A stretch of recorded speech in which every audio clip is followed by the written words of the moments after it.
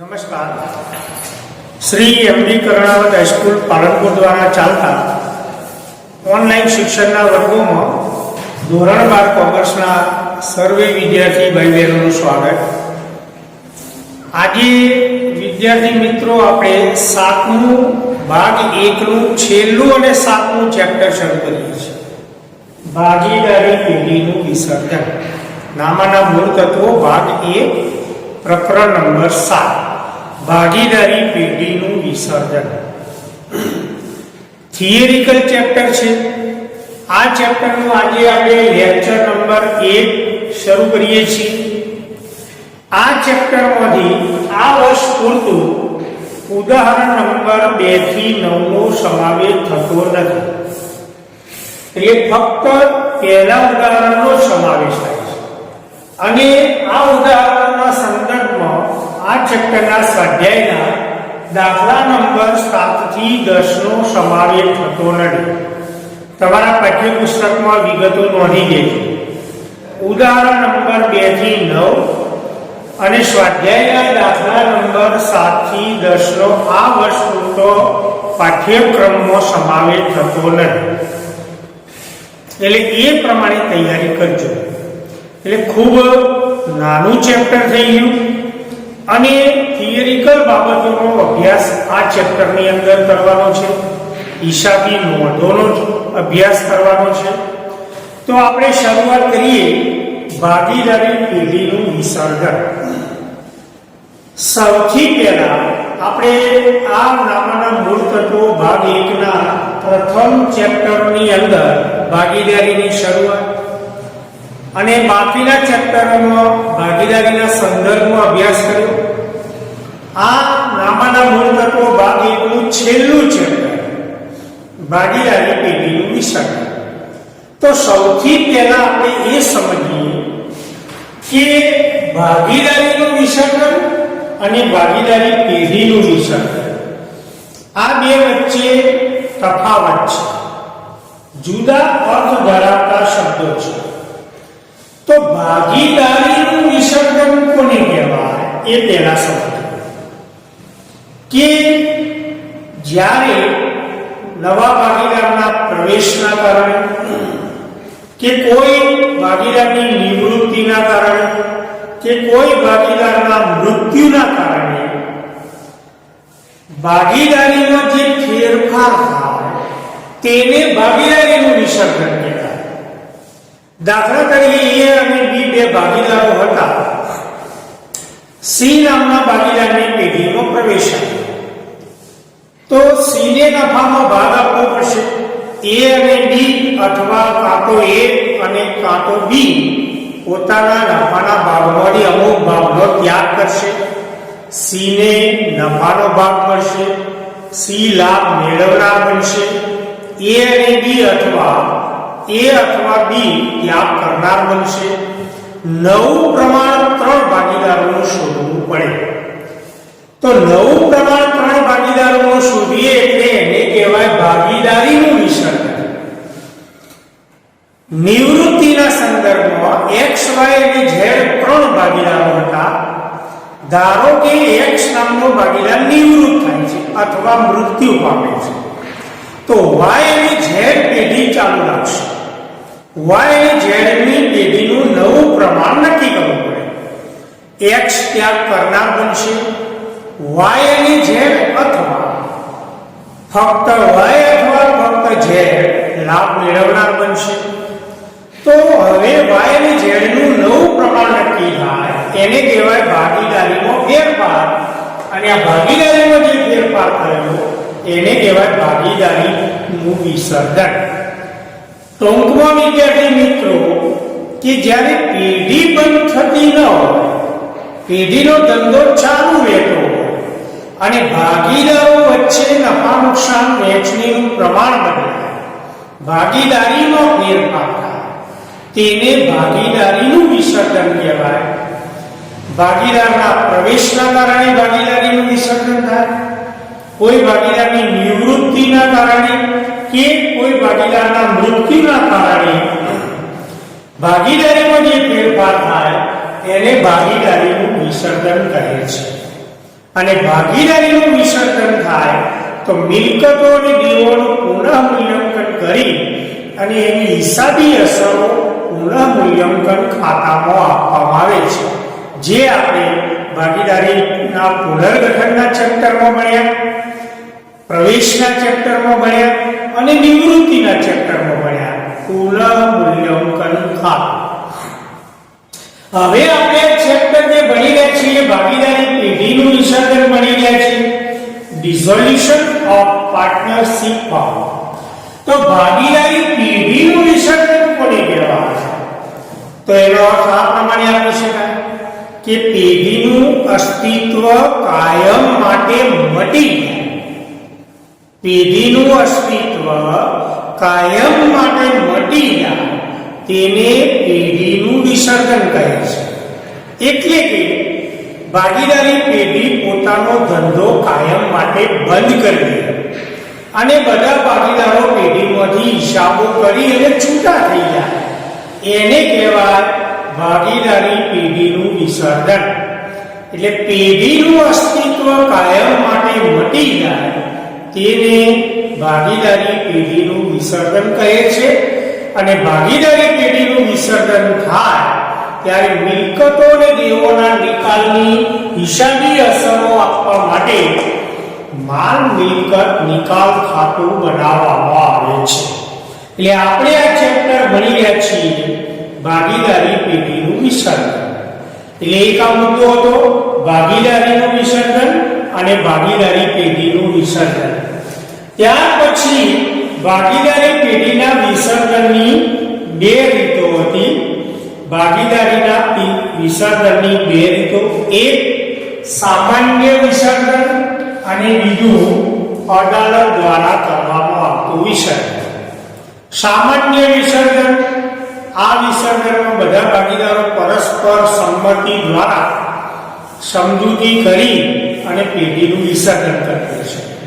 એમાં અદાલતનો કોઈ હસ્તક્ષેપ હોતો નથી.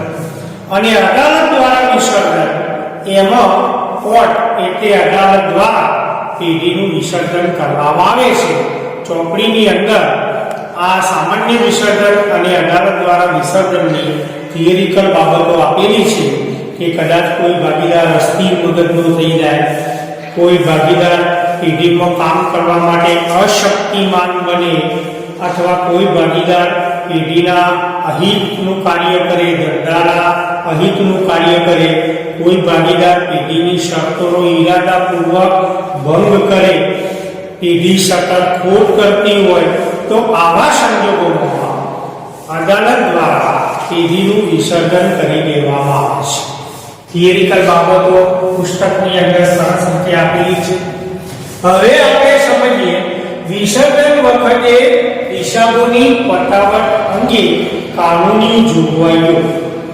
જ્યારે પેઢીનું વિસર્જન થાય ત્યારે પેઢીના વિસર્જનના હિસાબોની પટાવટ અંગે કાનૂની અને અન્ય જોગવાઈઓ લાગુ પાડવામાં આવે છે. એક તો પહેલી બાબત પેઢીની ખોટ અંગે પુસ્તકની અંદર સરસ મુદ્દા આપેલા છે. તો પહેલી બાબત પેઢીની ખોટ અંગે. તો જો પેઢીનું વિસર્જન થાય એ વખતે પેઢીમાં ખોટ હોય, એટલે કે નફા નુકસાન ખાતાની ઉધારમાં એટલે ખોટ, તો એની પટાવટ કેવી રીતે થાય? તો એ અંગેની કાનૂની જોગવાઈ. એમાં મુદ્દા નંબર 1 કે પેઢીની ખોટ પેઢીના નફામાંથી મળી હોય. એટલે પેઢી પાસે કદાચ એકત્રિત થયેલો નફો હોય, નફા નુકસાન ખાતાની જમામાં એટલે એકત્રિત થયેલો નફો હોય, તો આ નફામાંથી પેઢીની ખોટ મળી આવે. મુદ્દા નંબર 2 કે જો પેઢી પાસે પૂરતા પ્રમાણમાં નફો ન હોય તો ભાગીદારોની મૂડીમાંથી ખોટ મળી આવે. પૂરતા પ્રમાણમાં નફો ન હોય તો ભાગીદારોની મૂડીમાંથી આ ખોટ ભરપાઈ કરવામાં આવે છે. ત્રીજા નંબરનો મુદ્દો કે જો ખોટ ભરપાઈ કરવા માટે ભાગીદારોની મૂડી પણ પૂરતા પ્રમાણમાં ન હોય તો ભાગીદારો વચ્ચે નફા નુકસાન વહેંચણીના પ્રમાણમાં ભાગીદારોએ પોતાની અંગત મિલકતોમાંથી આ ખોટ ભરપાઈ કરવી પડે છે. એટલે પેઢીની ખોટ અંગે 3 કાનૂની જોગવાઈઓ લાગુ પડે છે. પહેલો મુદ્દો, પેઢીની ખોટ પેઢીના નફામાંથી મોડી વળે. મુદ્દા નંબર 2 કે પેઢી પાસે પૂરતા પ્રમાણમાં નફો ન હોય તો ભાગીદારોની મૂડીમાંથી આ ખોટ ભરપાઈ કરવામાં આવે છે. 3 કે મૂડીની રકમ પણ અપૂરતી હોય તો ભાગીદારોની જવાબદારી અમર્યાદિત છે, માટે ભાગીદારોએ પોતાની અંગત મિલકતોમાંથી આ ખોટ ભરપાઈ કરવામાં આવે છે. ત્યાર પછી કાનૂની જોગવાઈઓનો મુદ્દા નંબર 2, પેઢીનો દેવો અને ભાગીદારોનો અંગત દેવો. તો પહેલા પેઢીનો દેવો. તો પેઢીનો દેવો પેઢીની મિલકતોમાંથી ભરપાઈ કરવામાં આવે છે. પેઢીની મિલકત, જ્યારે પેઢીનું વિસર્જન કરવામાં આવે તો પેઢીની મિલકતોનું વેચાણ કરી દેવામાં આવે છે અને એ મિલકતોના વેચાણમાંથી ઉપજેલી રકમમાંથી પેઢીનો દેવો ભરપાઈ કરવામાં આવે છે. ધારો કે મિલકતોનું વેચાણ કરી દીધું, ઉપજેલી રકમમાંથી પેઢીનો દેવો ચૂકવવામાં આવશે, પણ જો પૂરતા પ્રમાણમાં દેવો ન ચૂકવાય તો ભાગીદારોની જવાબદારી અમર્યાદિત હોવાના કારણે ભાગીદારોએ નફા નુકસાન વહેંચણીના પ્રમાણમાં પોતાની અંગત મિલકતોમાંથી આ દેવો ભરપાઈ કરવો પડે છે. આ પેઢીનો દેવો અંગેની જોગવાઈ હતી. ભાગીદારોનો અંગત દેવોની જોગવાઈ. તો દરેક ભાગીદારે પોતાનું અંગત દેવું પોતાની અંગત મિલકતોમાંથી ભરપાઈ કરવું પડે. અંગત મિલકતોમાંથી અંગત દેવું ભરપાઈ કર્યા પછી વધેલી રકમમાંથી ભાગીદારોની જવાબદારી અમર્યાદિત હોવાના કારણે ભાગીદારોએ પેઢીનો દેવો નફા નુકસાન વહેંચણીના પ્રમાણમાં ચૂકવવો પડે. આ બીજી બાબત હતી, પેઢીનો દેવો અને ભાગીદારોનો અંગત દેવો. ત્યાર પછી ત્રીજી બાબત, ભાગીદારોની પેઢીને લોન. ભાગીદારોએ પેઢીની લોન આપી હોય તો ભાગીદારોની લોન એ પેઢી માટે દેવું છે. તો સૌથી પહેલા આપણે આગળ પણ ચર્ચા કરીશું કે પેઢીનો વિસર્જન ખર્ચ સૌપ્રથમ ચૂકવવામાં આવે છે. વિસર્જન ખર્ચ ચૂકવ્યા પછી પેઢીનો બાહ્ય દેવો ચૂકવવામાં આવે છે અને ત્યાર પછી ભાગીદારોની લોન પરત કરવામાં આવે છે. અને એક કરતો વધારે ભાગીદારોની લોન હોય અને લોનની રકમ ચૂકવવા માટે પૂરતા પ્રમાણમાં રકમ ન હોય તો લોનની રકમના પ્રમાણમાં ભાગીદારોની લોન પરત કરવામાં આવે છે. આ ભાગીદારોની લોન અંગેની કાનૂની જોગવાઈ હતી. ભાગીદારની પત્નીની લોન. ચોથો મુદ્દો, ભાગીદારની લોન અને ભાગીદારની પત્નીની લોન બે જુદી બાબત છે. ભાગીદારની લોન એ પેઢીનું આંતરિક દેવું કહેવાય અને ભાગીદારની પત્નીની લોન એ પેઢીનું બાહ્ય દેવું કહેવાય. ત્રાહિત પક્ષકાર પરત્વેનું દેવું કહેવાય. તો ભાગીદારની પત્નીની લોન ત્રાહિત પક્ષના દેવો સાથે ચૂકવવામાં આવે છે. એટલે કે પેઢીના બાહ્ય દેવો સાથે ભાગીદારની પત્નીની લોન ચૂકવવામાં આવે છે. એટલે ઘણી વખતે આ ચેપ્ટરમાંથી ખરા ખોટા વિધાનો પૂછાય છે. તો એમાં વિધાન ઘણી વખતે પૂછાયેલું છે કે ભાગીદારની પત્નીની લોન ત્રાહિત પક્ષના દેવો સાથે ચૂકવવામાં આવે. તો વિધાન સાચું. ત્રાહિત દેવો પહેલો ચૂકવવામાં આવે છે. વિધાન ખોટું. ત્રાહિત દેવો સાથે ચૂકવવામાં આવે. ત્રાહિત દેવો પછી ચૂકવવામાં આવે. વિધાન ખોટું. ત્રાહિત દેવોની સાથે ચૂકવવામાં આવે.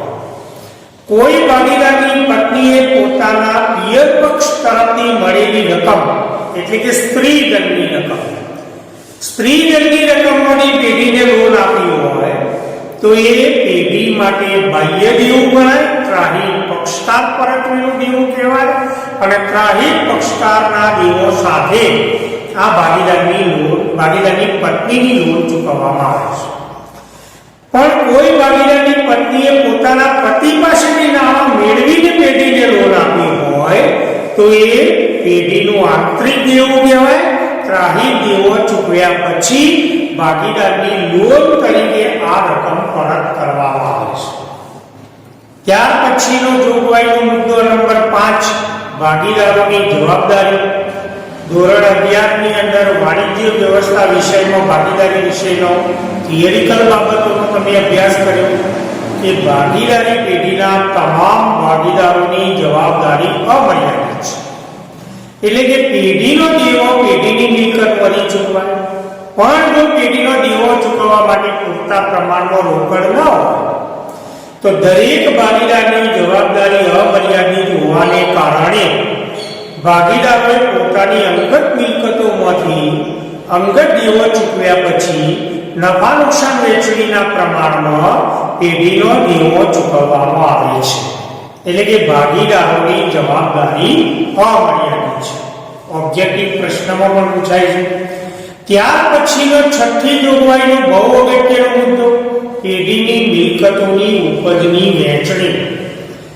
વિદ્યાર્થી મિત્રો, જ્યારે પેઢીનું વિસર્જન થાય, ધંધો બંધ થઈ જાય તો પેઢી પાસે જે મિલકતો હોય એનું વેચાણ કરી દેવામાં આવે છે, મિલકતોનો ખાતો બંધ કરી દેવામાં આવે છે. ઉપજેલી રકમમાંથી પેઢીનો દેવો ચૂકવવામાં આવે છે અને દેવોનો ખાતો પણ બંધ કરી દેવામાં આવે છે. તો આ પેઢીની મિલકતોની જે ઉપજ થઈ એની વહેંચણી કયા ક્રમમાં કરવામાં આવે છે? આ પ્રશ્ન પણ થિયરીમાં ભૂતકાળમાં પૂછાઈ ગયેલો છે, માટે ખાસ તૈયાર કરો.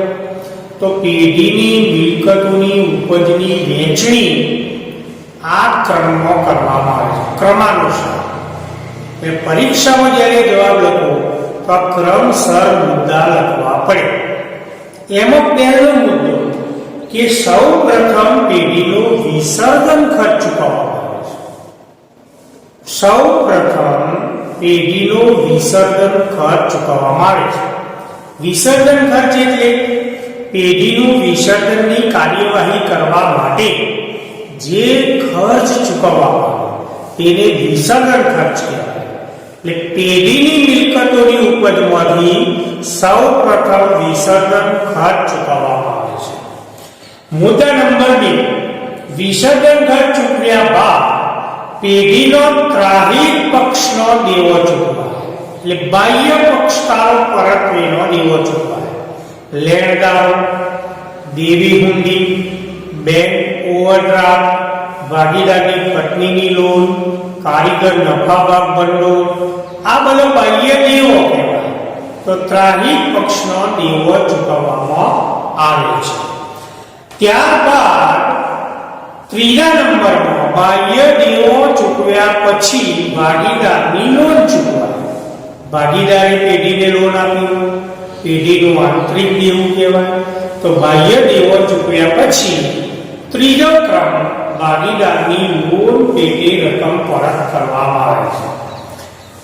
ભાગીદારની લોન પરત કર્યા પછી રકમ વધે તો મુદ્દા નંબર 4, ભાગીદારના મૂડી ખાતા અને ચાલુ ખાતાની રકમો પરત કરાય. અસ્થિર મૂડીની પદ્ધતિ હોય તો ભાગીદારોનો મૂડી ખાતો હોય, સ્થિર મૂડીની પદ્ધતિ હોય તો ભાગીદારોનો ચાલુ ખાતા પણ હોય અને મૂડી ખાતા પણ હોય. તો મુદ્દા નંબર 4, ભાગીદારોની મૂડી અને ચાલુ ખાતાની રકમો પરત કરવામાં આવે છે.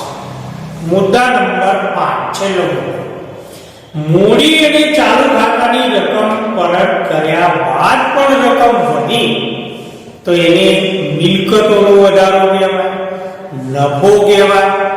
અને આ મિલકતોનો વધારો કે નફો ભાગીદારો વચ્ચે નફા નુકસાન વહેંચણીના પ્રમાણમાં વહેંચી આપવામાં આવે છે. 5 ક્રમ ફરી. સૌ પ્રથમ વિસર્જન ખર્ચ ચૂકવાય. નંબર 2, પેઢીનો ત્રાહિત પક્ષકારોનો દેવો ચૂકવાય. નંબર 3, ભાગીદારોની લોન ચૂકવાય. નંબર 4, ભાગીદારોના મૂડી ખાતા અને ચાલુ ખાતાની રકમો પરત કરવામાં આવે છે. અને 5મા નંબરનો મુદ્દો કે મૂડી ખાતાની અને ચાલુ ખાતાની રકમો પરત કર્યા બાદ જો રકમ વધે તો એની મિલકતોનો વધારો પણ કહી શકાય, એક પ્રકારનો નફો કહેવાય. અને આ મિલકતોનો વધારો નફા નુકસાન વહેંચણીના પ્રમાણમાં ભાગીદારો વચ્ચે વહેંચી આપવામાં આવે છે. એટલે આ થિયરિકલ મુદ્દો ખૂબ અગત્યનો હતો. આપણે બધા જ મુદ્દાઓની ચર્ચા કરી. પાઠ્યપુસ્તકમાં આજે ને આજે તમે વાંચજો એટલે એ થિયરિકલ બાબતમાં પૂછાશે. હવે આ ચેપ્ટરની અંદર કે જ્યારે પેઢીનું વિસર્જન થાય ત્યારે વિસર્જનના હિસાબો કરવા માટે કયો જરૂરી ખાતો બનાવવામાં આવે છે? તો 4 પ્રકારના ખાતો બનાવવામાં આવે છે. એક માલ મિલકત નિકાલ ખાતું, જેને બીજા શબ્દોમાં સંપાદન ખાતું કહેવાય. માલ મિલકત નિકાલ ખાતું અથવા બીજા શબ્દોમાં સંપાદન ખાતું. ઘણી વખતે એક વાક્યમાં ઉત્તર આપો એમાં પ્રશ્ન પૂછાય છે કે માલ મિલકત નિકાલ ખાતાને બીજા કયા નામથી ઓળખાય?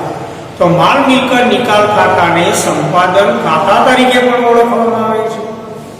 જેમ પુનઃમૂલ્યાંકન ખાતાનું બીજું નામ હતું નફા નુકસાન હવાલા ખાતું, તો એ જ પ્રમાણે માલ મિલકત નિકાલ ખાતાનું બીજું નામ સંપાદન ખાતું.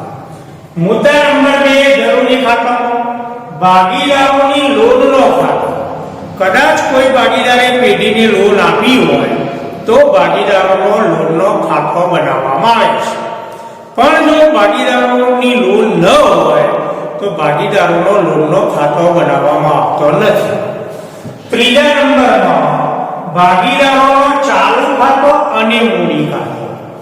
જો અસ્થિર મૂડીની પદ્ધતિનો દાખલો હોય તો ફક્ત ભાગીદારોનો મૂડી ખાતો બનાવાય, અને સ્થિર મૂડીની પદ્ધતિઓ હોય તો ભાગીદારોનો ચાલુ ખાતો અને એના પછી ભાગીદારોનો મૂડી ખાતો બનાવાય. ચાલુ ખાતો બંધ કરી મૂડી ખાતે ફેરબદલ કરવામાં આવે છે. અને છેલ્લું ખાતું રોકડ કે બેંક ખાતું. હવે આપણે આ ચેપ્ટર ભણી રહ્યા છીએ ભાગીદારી પેઢીનું વિસર્જન, એટલે પેઢી બંધ થઈ જાય છે, મિલકતો વેચી દેવો ચૂકવવામાં આવે છે અને બધો ખાતો બંધ કરી દેવામાં આવે છે. માટે છેલ્લું ખાતું રોકડ કે બેંક ખાતું બનાવાય. હવે પાકું સરવૈયું બનાવવાની જરૂર રહેતી નથી, કારણ કે પેઢીનો ધંધો બંધ થઈ ગયો, પેઢીની મિલકતો વેચાઈ ગઈ, એમાંથી દેવો ચૂકવાઈ ગયો, મૂડી ખાતો પણ બંધ થઈ ગયો. બધી મિલકતો, દેવો, જોગવાઈઓ, મૂડી ખાતો, ચાલુ ખાતો, રોકડ બેંક ખાતું બધું બંધ થઈ ગયું. પેઢીનું અસ્તિત્વ કાયમ માટે મટી ગયું. માટે છેલ્લે રોકડ કે બેંક ખાતું બનાવવામાં આવે છે અને રોકડ કે બેંક ખાતાના સરવાળા સરખા થઈ જાય. હવે રોકડ ખાતું કોઈ બાકી બતાવશે. ઘણી વખતે હેતુલક્ષી પ્રશ્નો આ પણ પ્રશ્ન પૂછાય કે પેઢીના વિસર્જનના હિસાબો કર્યા બાદ રોકડ કે બેંક ખાતું કઈ બાકી બતાવશે? એટલે આપણે ધોરણ 11 થી વિદ્યાર્થી મિત્રો ટેવાઈ ગયા હોય કે રોકડ ખાતાની હંમેશા ઉધાર બાકી હોય. સાચી બાબત છે, પણ આપણે આ ચેપ્ટર ભણી રહ્યા છીએ પેઢીનું વિસર્જન, એટલે છેલ્લું રોકડ બેંક ખાતું બનાવીએ છીએ. એટલે રોકડ કે બેંક ખાતું સરભર થઈ જાય, કોઈ બાકી બતાવશે નહીં. એટલે સૂચના હોય કે પેઢીના વિસર્જનના હિસાબો કર્યા બાદ રોકડ કે બેંક ખાતું કઈ બાકી બતાવશે? તો પેઢીના વિસર્જનના હિસાબો કર્યા બાદ રોકડ કે બેંક ખાતું કોઈ બાકી બતાવશે નહીં. રોકડ કે બેંક ખાતું સરભર થઈ જાય, કારણ કે પેઢીનું અસ્તિત્વ કાયમ માટે મટી ગયું. હવે પેઢી પાસે કોઈ મિલકત, દેવું, જોગવાઈ કે રોકડ કે બેંક સિલક કે બેંક ઓવરડ્રાફ્ટ હશે નહીં. માટે રોકડ કે બેંક ખાતું કોઈ બાકી બતાવશે. તો મિત્રો, આ ચેપ્ટરની અંદર આપણે હિસાબી નોંધોનો અભ્યાસ કરવાનો છે અને એ હિસાબી નોંધો માલ મિલકત નિકાલ ખાતાના સંદર્ભમાં આપણે અભ્યાસ કરવાનો છે.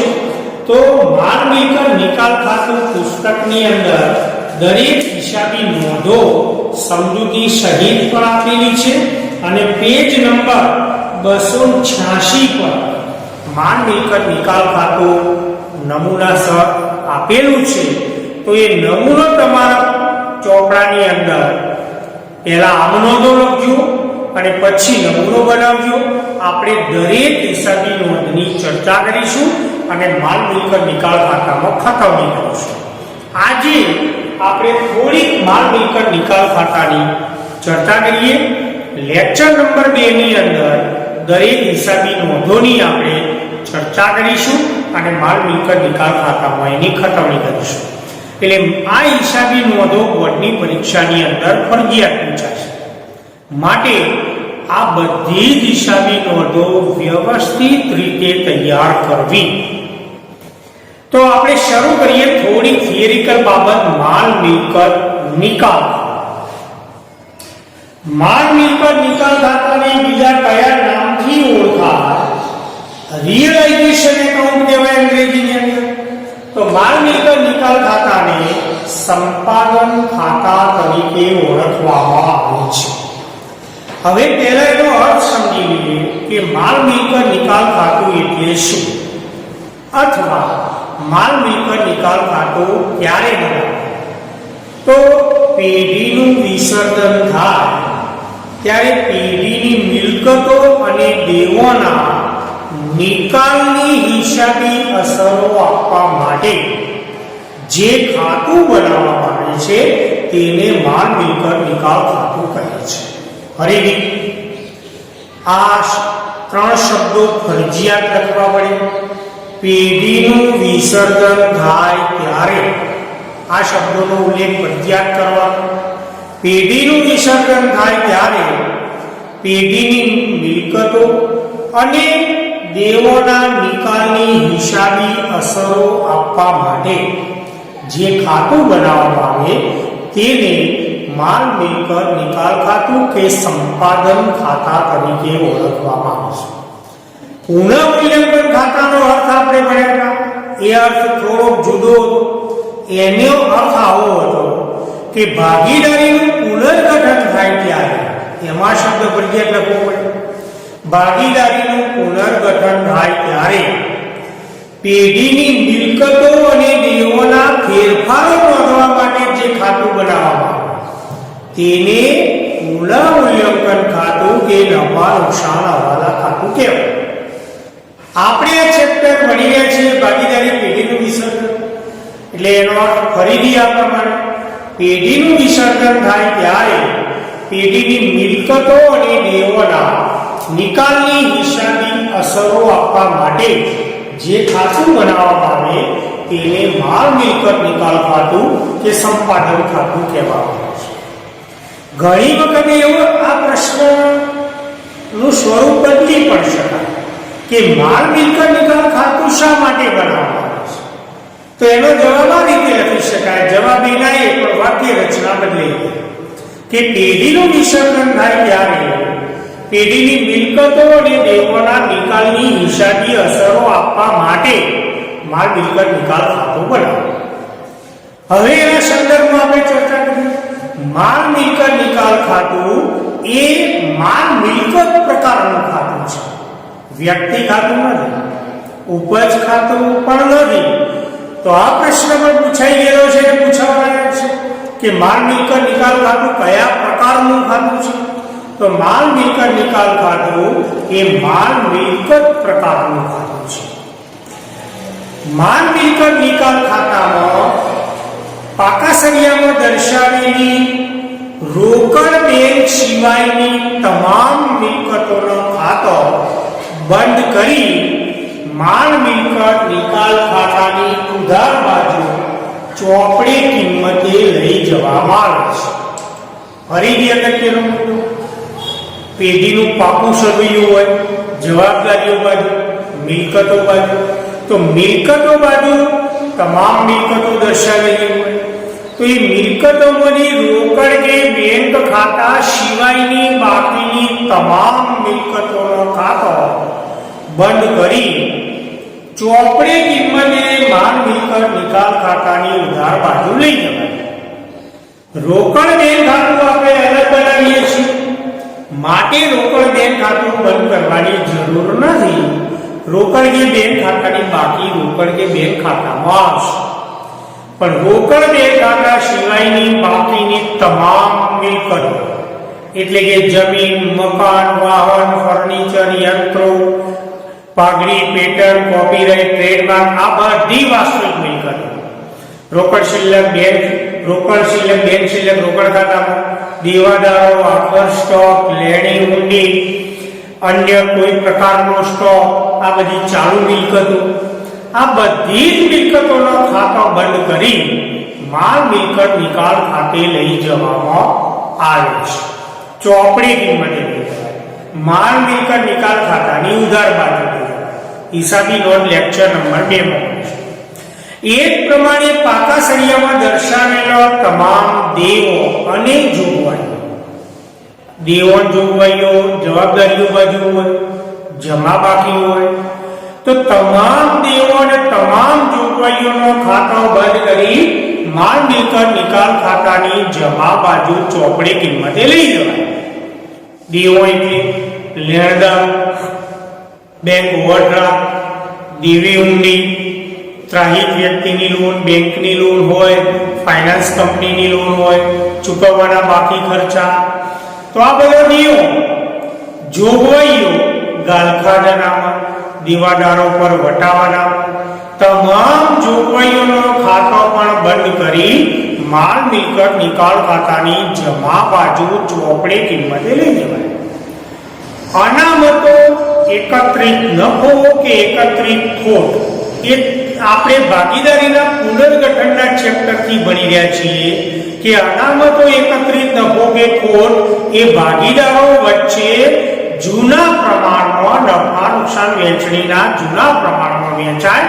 તો આ ચેપ્ટરમાં પણ પેઢી પાસે જો અનામતો હોય, સામાન્ય અનામત, મૂડી અનામત, આકસ્મિક અનામત, કારીગર અકસ્માત વળતર ભંડોળ, અનામત ભંડોળ, તો તમામ અનામતો નફા નુકસાન ખાતાની જમા બાકી, નફા નુકસાન ખાતાની ઉધાર બાકી, તો તમામ અનામતો, એકત્રિત નફો કે ખોટ એ ભાગીદારોના મૂડી કે ચાલુ ખાતે નફા નુકસાન વહેંચણીના પ્રમાણમાં વહેંચવામાં આવે છે. એટલે કે ફક્ત દેવો અને જોગવાઈઓ માલ મિલકત નિકાલ ખાતાની જમા બાજુ ચોપડી કિંમતે લઈ જવામાં આવે છે. એટલે માલ મિલકત નિકાલ ખાતામાં મિલકતોનો ખાતો, દેવો જોગવાઈઓ ખાતો બંધ કરી લઈ જવાય. એટલે અતાવયમાંથી મિલકતો, દેવો જોગવાઈઓનો ખાતો બંધ થઈ જવાય. હવે મિલકતોનું વેચાણ કરવામાં આવશે.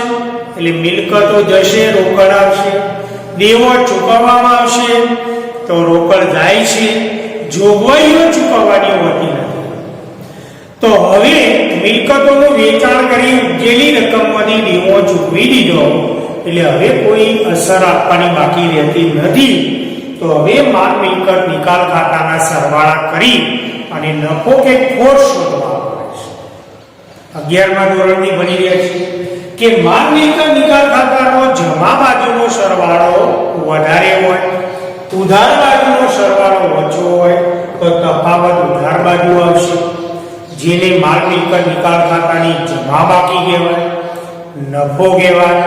આ નફો ભાગીદારો વચ્ચે નફા નુકસાન વહેંચણીના પ્રમાણમાં વહેંચવામાં આવે છે અને એ નફો મૂડી કે ચાલુ ખાતાની જમા બાજુ લઈ જવામાં આવે છે. ધારો કે માલ મિલકત નિકાલ ખાતાનો ઉધાર બાજુનો સરવાળો વધારે થયો, જમા બાજુનો સરવાળો ઓછો થયો, તો તફાવત જમા બાજુ આવશે, જેને માલ મિલકત નિકાલ ખાતાની ઉધાર બાકી કહેવાય, ખોટ કહેવાય. આ ખોટ ભાગીદારો વચ્ચે નફા નુકસાન વહેંચણીના પ્રમાણમાં વહેંચવામાં આવે છે અને એ ખોટ ભાગીદારોના ચાલુ ખાતે કે મૂડી ખાતાની ઉધાર બાજુ લઈ જવામાં આવે છે. એટલે મિલકતો દેવોના નિકાલની હિસાબી અસરો આપવા માટે માલ મિલકત નિકાલ ખાતું કે સંપાદન ખાતું બનાવવામાં આવે છે. તમામ મિલકતો ઉધાર બાજુ, તમામ દેવો જોગવાઈઓ જમા બાજુ, પછી મિલકતોની વેચાણ કર્યા પછી ઉપજ થાય એની નોંધ, દેવો ચૂકવીએ એની નોંધ, અને છેલ્લે નફો કે ખોટ શોધી અને ભાગીદારોના મૂડી કે ચાલુ ખાતે નફા નુકસાન વહેંચણીના પ્રમાણમાં લઈ જવાય અને માલ મિલકત નિકાલ ખાતું ક્લિયર થઈ જાય. ત્યાર પછી ભાગીદારોની લોન પણ ચૂકવી દેવામાં આવે છે, એટલે લોનનો ખાતો પણ બંધ થઈ જાય. ત્યાર પછી ભાગીદારના ચાલુ ખાતા જો હોય તો ચાલુ ખાતાની બાકીઓ ઉધાર પણ હોઈ શકે, જમા પણ હોઈ શકે. તો ચાલુ ખાતાને બંધ કરી એની બાકીઓ મૂડી ખાતે ફેરબદલ કરવામાં આવે છે અને મૂડી ખાતાના સરવાળા કરી તફાવતની રકમ જો પૂરતી રોકડ હોય તો ભાગીદાર લાવશે રોકડ અને જરૂર કરતો વધારે રોકડ હોય તો ભાગીદાર રોકડ લઈ જશે. એટલે એ રોકડ ખાતે અસર આપવામાં આવે છે. એટલે મૂડી ખાતો પણ બંધ થઈ ગયો અને છેલ્લે રોકડ ખાત કે બેંક ખાતું સરભર થવું જોઈએ, કોઈ બાકી નીકળશે નહીં. તો આ પ્રમાણે વિસર્જન પેઢીનું વિસર્જન થાય તો આ પ્રમાણે હિસાબો કરવામાં આવે છે. માલ મિલકત નિકાલ ખાતું, ભાગીદારોની લોનનો ખાતો, ભાગીદારોનો મૂડી કે ચાલુ ખાતો, રોકડ બેંક ખાતું. તો આ પ્રમાણે વિસર્જનના હિસાબો કરાય. આપણા આ વર્ષ પૂરતું મોટા દાખલાઓનો અભ્યાસ કરવાનો નથી. તો આવતીકાલે આપણે લેક્ચર નંબર 2 જ્યારે ભણીએ તો એમાં જે હિસાબી નોંધો ભણીશું માલ મિલકત નિકાલ ખાતાના સંદર્ભમાં, એ ખાસ તૈયાર કરજો. એ નોંધો જ પરીક્ષામાં આવશે, મોટો દાખલો પરીક્ષામાં પૂછાશે નહીં. ફરીથી ઉદાહરણ નંબર 2 થી 9 અને સ્વાધ્યાયના દાખલા નંબર 7 થી 10 નો સમાવેશ આ વર્ષના પાઠ્યક્રમમાં થતો નથી. નોંધી દેજો અને તૈયારી ચાલુ રાખજો. પુસ્તકની અંદર બધી હિસાબી નોંધો અને માલ મિલકત નિકાલ ખાતું આપ્યું છે એ તમારા ચોપડામાં બનાવજો. આવતીકાલે આપણે દરેક હિસાબી નોંધની ચર્ચા કરી અને માલ મિલકત નિકાલ ખાતું બોર્ડની અંદર બનાવીશું. મહેનત ચાલુ રાખજો. આ સાથે આજનું આપણું લેક્ચર નંબર 1 પૂર્ણ થાય છે. ધન્યવાદ.